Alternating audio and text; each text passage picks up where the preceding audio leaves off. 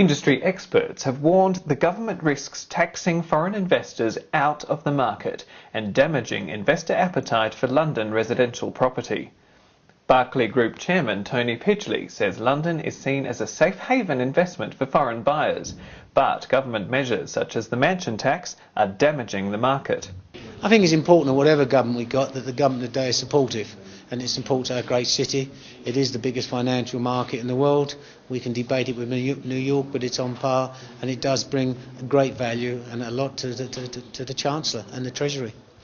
But they talk of mansion tax, they impose additional stamp duty burdens, the planning system's very complicated. Would you like to see many of those things lifted, simplified? Yes, we'd like to see them simplified. What we want is a fair, level playing field for everybody.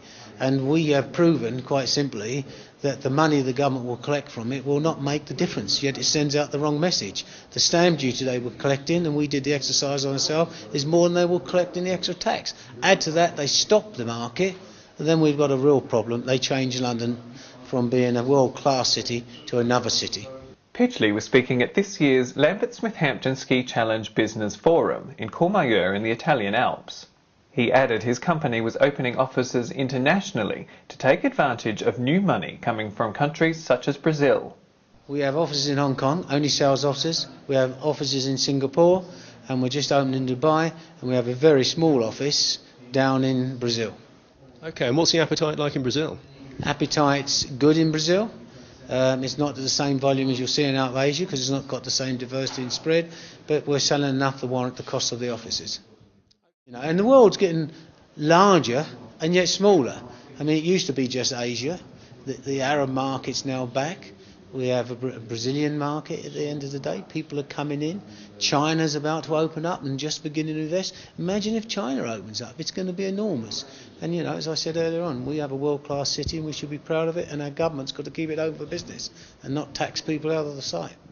Also speaking at the Business Forum was Chris Kane, Head of Workspace at BBC Commercial Projects, and LSH Chief Executive Ezra Nahum. Kane says the BBC is aiming to take 40% of space out of its property portfolio by 2017.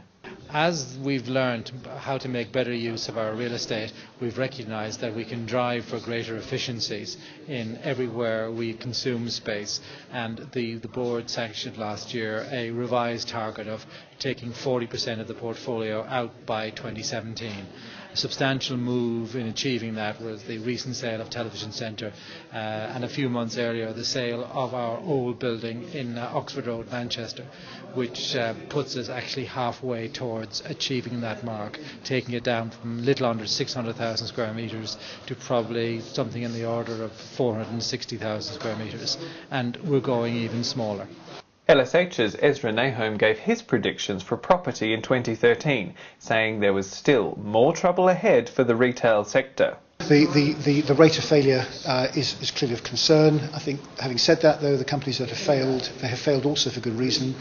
That they are not really, and they have not adapted to a very changed world in the sectors that they're in. But I think, and I fear, that there is going to be more failures in the retail sector. There is a clear shift that's occurred in retail. The internet is such a dominant factor. So I think retail for us is really key major towns, key shopping centres around the country. So key areas of focus. And I think the more secondary and smaller towns are clearly in a much more vulnerable, difficult place. This is Nathan Cross for Estates Gazette.